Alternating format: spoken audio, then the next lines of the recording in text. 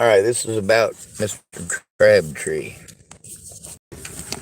Tyler Crabtree. He said it was alright to make a video about him. Well, I'm not sure if those were the exact words, so I might have to rethink that. Alright, so here's the deal. I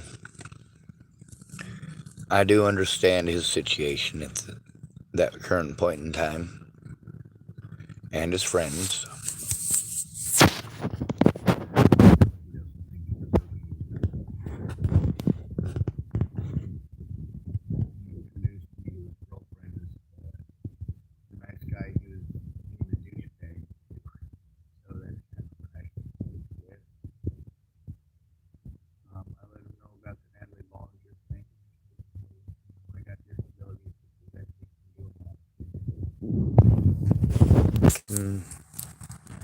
I can pay better than nothing anyway.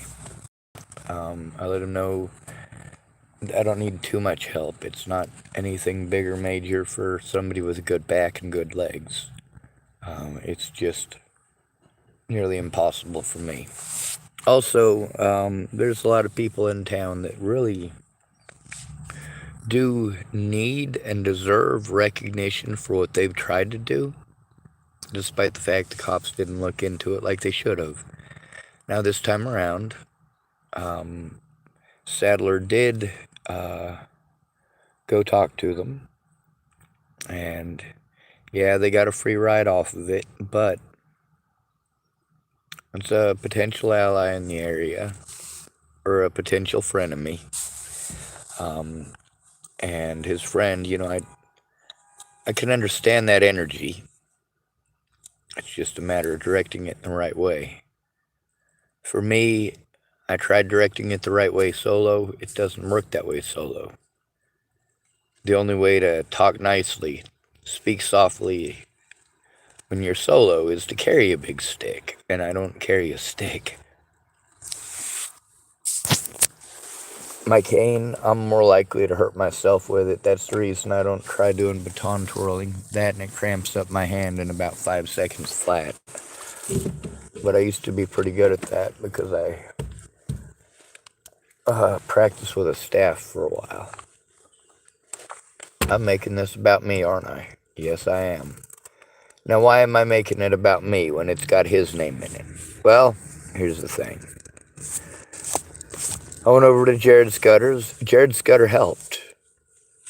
For being two guys, we did an excellent job. We get an 8 out of 10. I lose 1 point for being a male. He loses 1 point for being a male. But other than that, we did great. Especially given my situation. Now, if we get some more people in town that are in tune with this, I mean, we gotta not have doctors at the hospitals assaulting people. That does need to stop. The getting a runaround in massive circles is eating up a lot of money, and they're not providing the services needed. I understand nobody wants to arrest anybody. I understand that that's the situation. I don't understand why people think it's okay. Right now, I should probably be in a state hospital, and the fact that I'm aware of that is what's keeping me from getting into a state hospital. Stupid.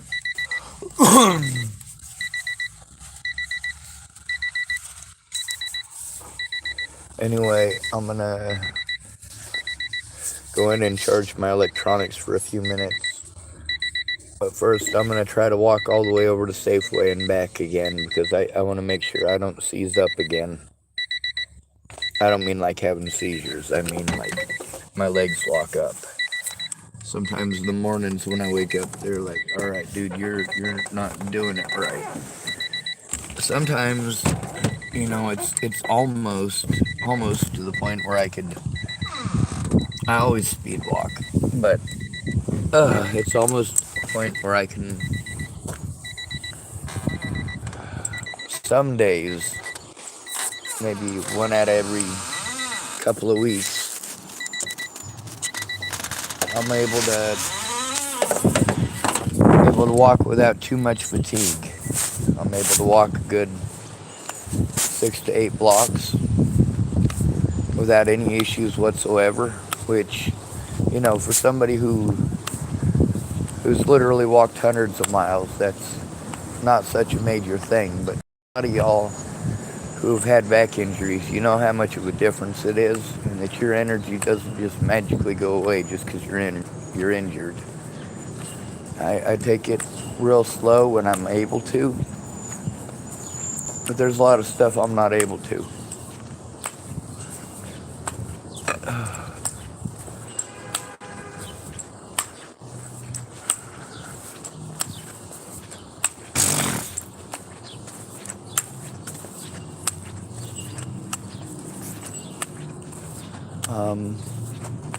The thing that made me approach him, which is, I'm going to tell you first of all, this is a bad idea. It's also one of the ideas that people will give you.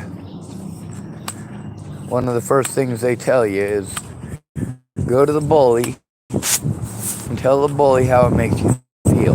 Well, it's school, when you're an adult, that shit gets people killed.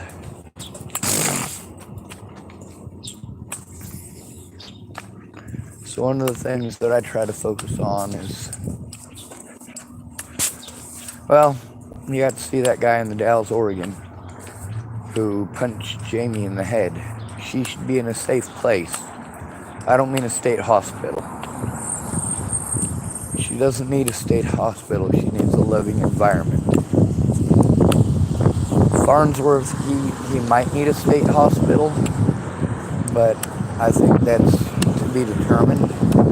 I mean, there are people in his life, obviously, that do want to take an active role, at least in protecting him, well, in an immediate situation.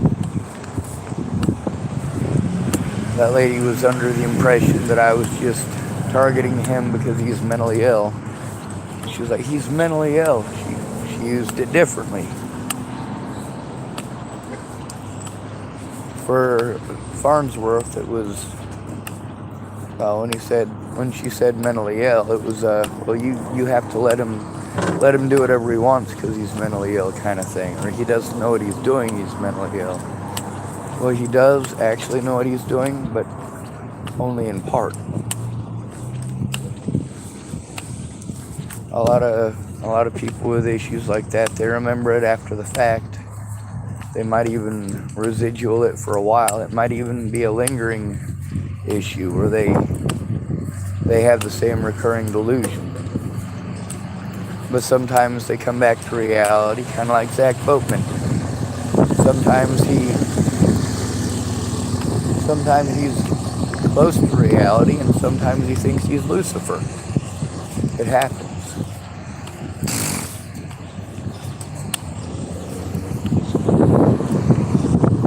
At least I get to find out a bit about who's still alive and how they're doing, because I'm kicking some of the jumps out the door.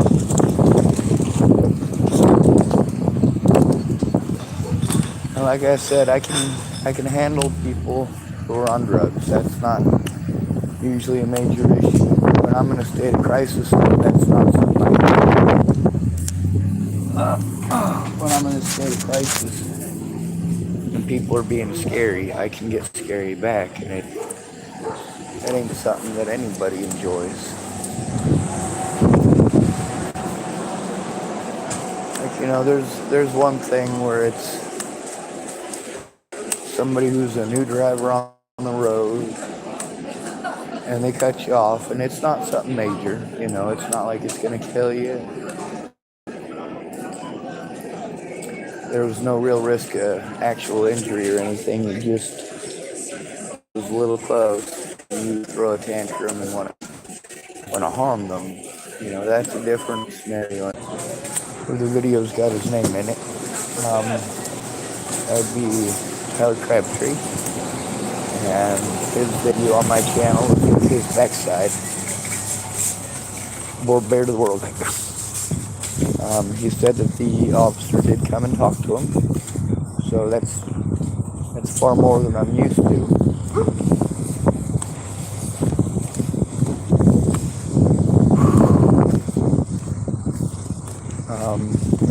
But I'd seen him, like I said, I saw him once over here at the Safeway, and then I saw him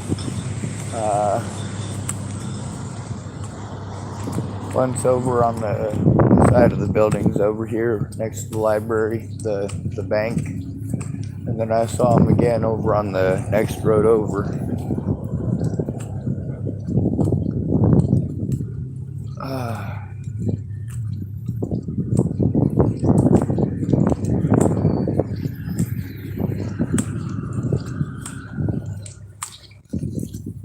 We need to rewrite the curriculum. There's a lot of us who are capable of doing some pretty amazing things. And I've designed some stuff that can be made off in the woods. We just got to have the land in the woods to do it in. If we get the right people, we can put together one hell of a fire litigation team. And I'm not talking about the ground cover removal teams that they have in Colorado. That's Highland Desert. And in a Highland Desert, thanks sir. In a Highland Desert, you really want to keep the ground stuff there, because it'll help to keep moisture in the ground. If it helps keep the moisture in the ground, it helps prevent the trees from drying out. It helps prevent the trees from drying out, then it helps prevent forest fires. But the fire litigation team that they have in Colorado, they've been doing this since the 1920s and 30s as part of the programs to improve our great nation during the Depression.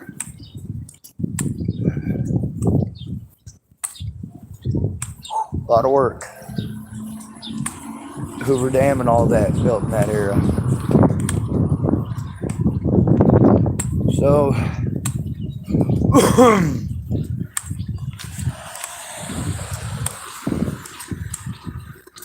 we got a lot of this stuff that we've got in modern days. We take advantage of it, and we see all the time. You get to see how there's stuff this generation, like these youngins who are able to do amazing things just at the tip of their fingers. Well, they live on their phones all day.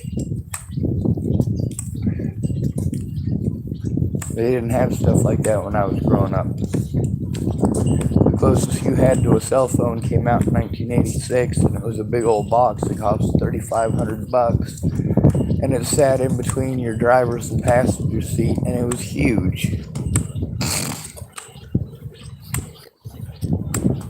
It was still plugged in. It was just a big control unit. Anyway,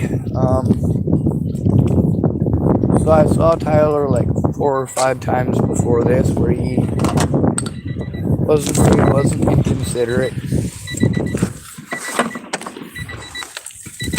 The first time, over at the Safeway, he talked to me like I was a person. I wasn't sure if he recognized me, but he did step out of the way. And then there was that explains it.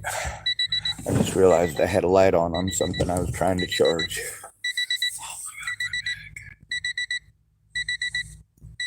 Anyway, so today I walked right past him, and I realized it was him on the bench next to me. I went, oh fuck. Well, you know what? He hasn't so much as mean mugged me, so I'm gonna talk to him like he's a person. And I did. I'm glad I did.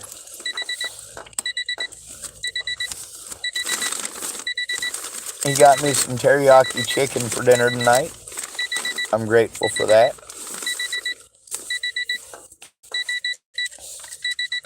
I imbibed of his peace pipe, although I did not actually inhale it. I just wanted to make the gesture.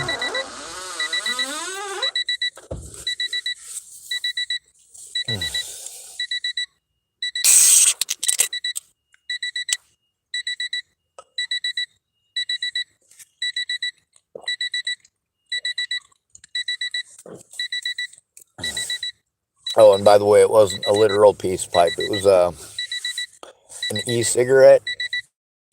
I'm not sure if you know what those are. The vapes.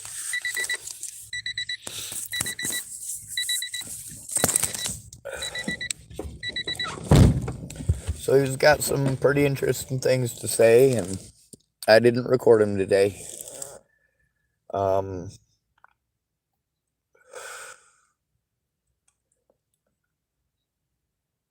hoping that these youngins, some of them will help to explain how dangerous of a situation it is. The three people that spoke to me about how really dangerous the situation is, that really did speak to me as if they might speak up, they're all women. Have evidence of the really fucked up shit that happened to them, so I believe them.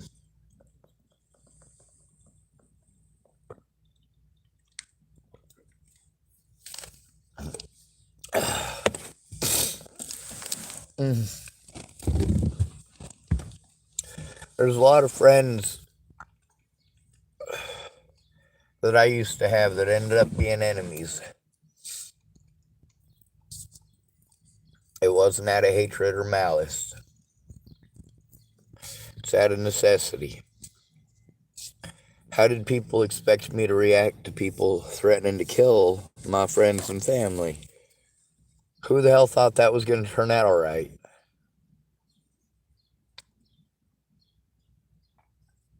When I left Virginia, I left with the intention of never talking to Natalie or Alicia ever again. That's why I blocked them. And it took less than 20 days for me to have to contact them back and say, hey, please, fucking put a stop to this shit. I'm understanding of when people are on drugs a lot more than you might believe. When you tell me that you're on special medications because you're schizophrenic, or because you have Parkinson's disease, or because you have, any number of different things. If I don't know what it is, I'll ask you what it is out of curiosity. But that's only if you don't explain what it is. And usually I do try to wait for someone to explain it, because oftentimes people do. They want you to know about them. People's favorite thing to do is to talk about themselves. What's the tough part is when you've got somebody who is in a state of crisis, trauma, and survival themselves, trying to peel them away from that and show them the benefit of working together with others. Here, we'll spend an hour helping you, and an hour helping her, and an hour helping me.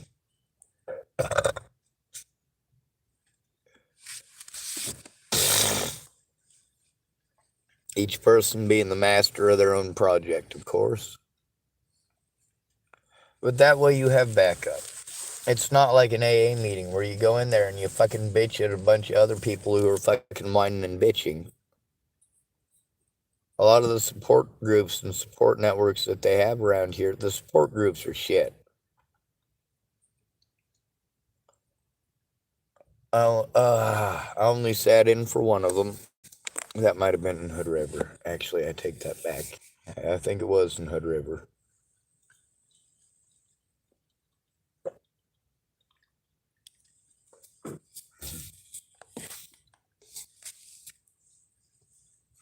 Now, for him to be as honest as he was, which, it's Oregon.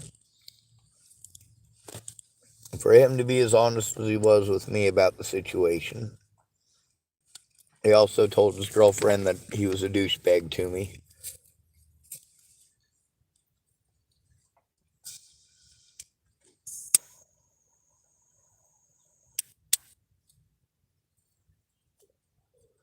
I told him to look up Natalie Bollinger's name, and I told him he should read some of that stuff.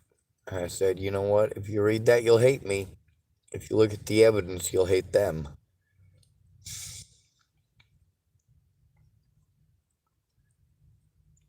I'm trying to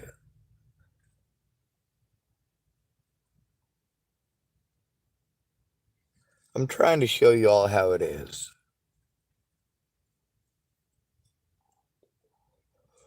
I tried to do it peacefully. But without a friend or family member, that doesn't happen. We get the runaround.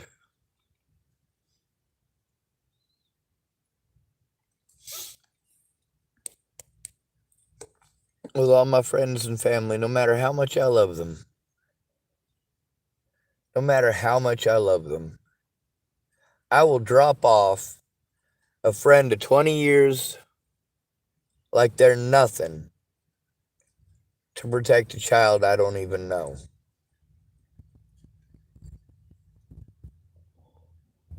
By the way, I've done that.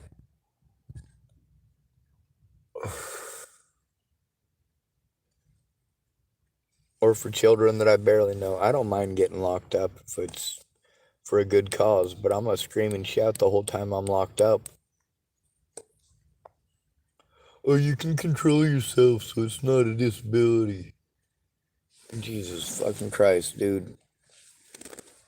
How much do you expect me to take before I fucking explode? And I don't mean explode school shooting style or any creeper status shit like that.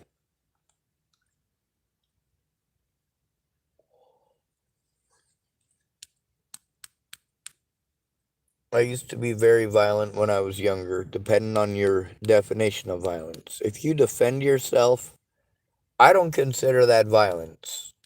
I consider that defense. I also got to kind of sort through people and figure out who's who. Some people aren't what they seem or who they seem. Some people are worth keeping around, but only under better circumstances. Most of these people aren't going to look while I'm in a state of panic.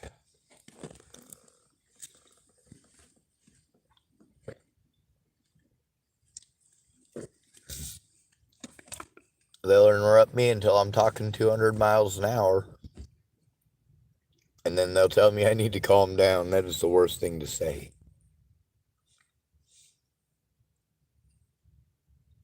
These peoples do need to recognize that I am scared for a reason. My hatred of humanity doesn't actually exist towards humanity. It just happens to apply to a lot of human nature.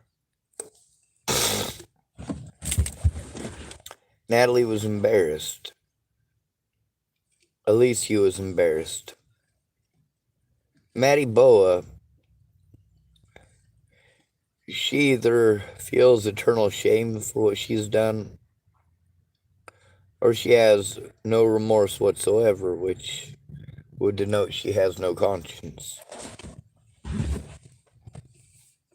I feel horrible for even when people are being douchebags. I don't want to have to go to the police. I don't want to have to record it. But I also know that if the situation gets out of hand, if it's going to be their word versus mine, you goddamn right I'm going to make sure it's recorded. And they recorded it too, by the way.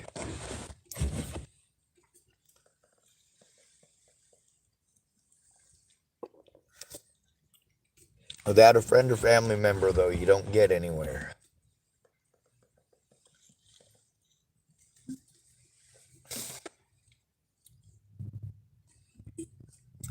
A lot of people who are low income are fucking screamers because they're low income. Poor people have to fight for their scraps. Even in a family setting. Oh. I need a new back. Anyway, I'm glad I got to speak with him today.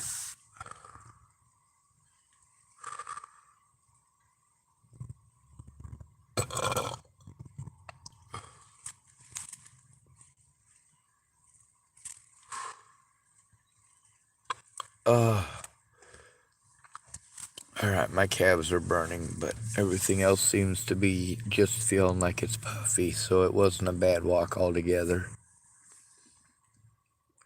My feet are throbbing, but that's nothing to be,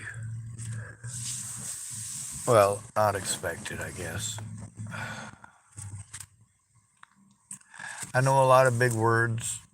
I have a pretty large vocabulary, but right now, I just want to lay back in my seat and relax for a good half hour, 45 minutes. Let my electronics charge up. Now, if I could get a few people interested in it, I know there's true crime nuts in every neighborhood, in every city, in every town.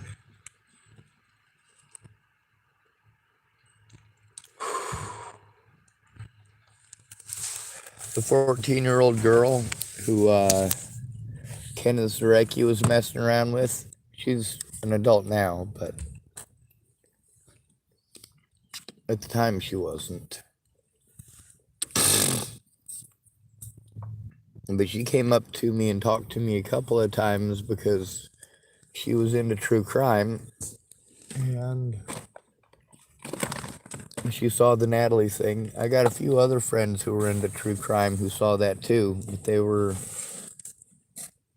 well, a lot of people are addicts these days, as many of you may know. It's also an easy way to discredit somebody to say they're on drugs. They get to see that through all of my doctor visits, every single one of them, no drugs, no drugs, no drugs, no drugs, no drugs, no drugs, no drugs. And then I said, hey man, somebody put some fucking drugs in a drink and gave it to me, and I took a big old swig. I'm on drugs. Will you whiz quiz me? That's when they whiz quizzed me. And yes, indeed, I did have drugs in my system. And I told the sheriff's deputy too, there over at the, what do they call it? The port of entry, is that right? But Daniel was with me at that point in time too. I would have tried to push the issue if there was somebody there with some balls, but, you know, Daniel's not exactly the most credible because of his disabilities. And he was also having one of those kind of out of it days where he was talking about how he owns all the water on the seafront kind of thing.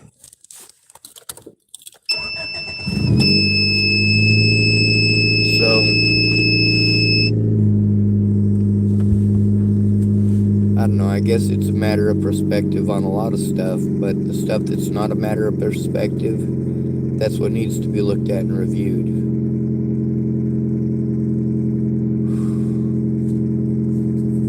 If there's somebody there with me to help me that's good with computers, that's definitely a plus. I don't have somebody like that, but I could sure use someone like that. There's also a lot of people whose phone numbers are up who did wrong things, very wrong things.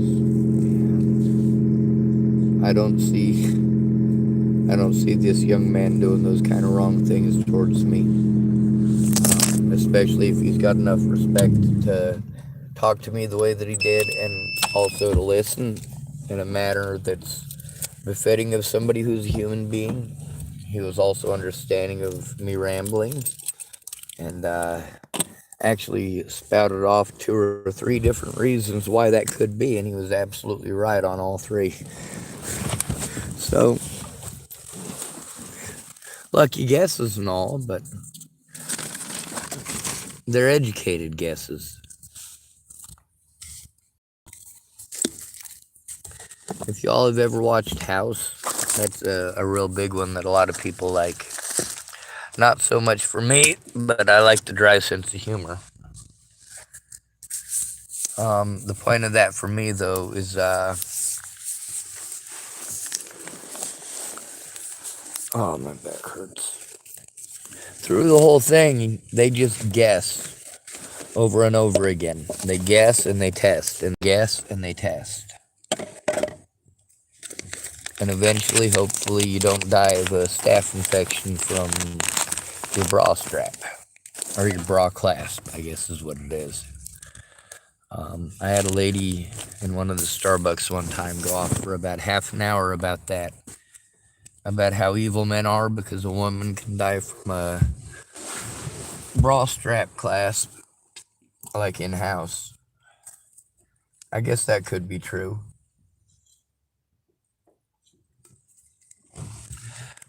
But you expect the answer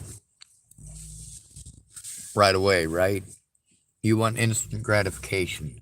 You want to finish that episode before bed, or you won't be able to go to sleep because you're going to keep on wondering, well, did that lady live or die?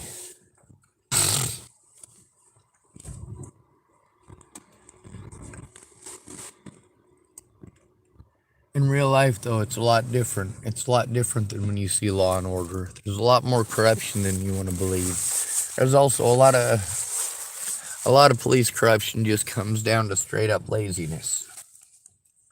And we got to curtail that because there's too many corpses ending up out here.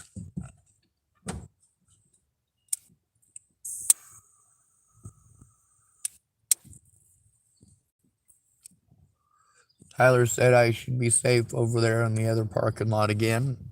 He also said that he'll tell the neighbor I'm all right too. So that's helpful and useful. Now, hopefully, we can get these agencies working together for my protection and the protection of others within this community, as well as working towards the laws and legislature that's going to make it so that these homeless people have an honest chance.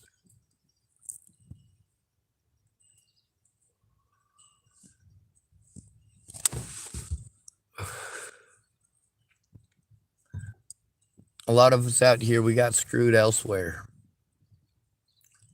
We weren't allowed our honest day in court. We weren't allowed to speak our piece.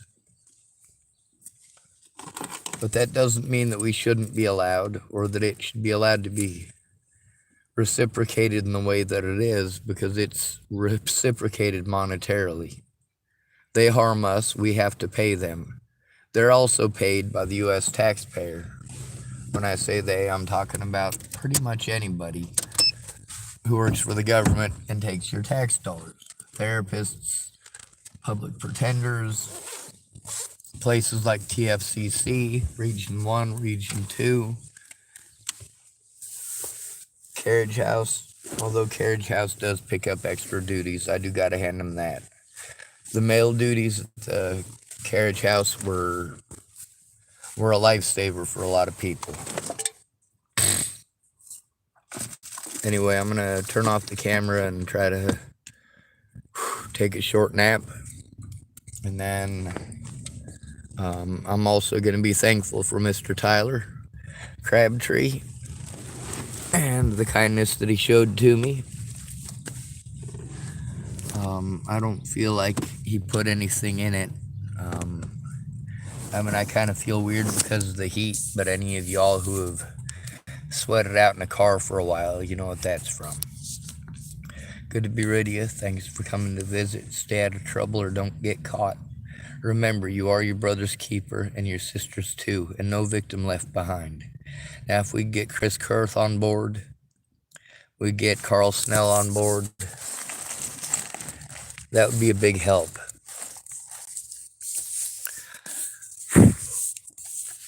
Y'all be safe.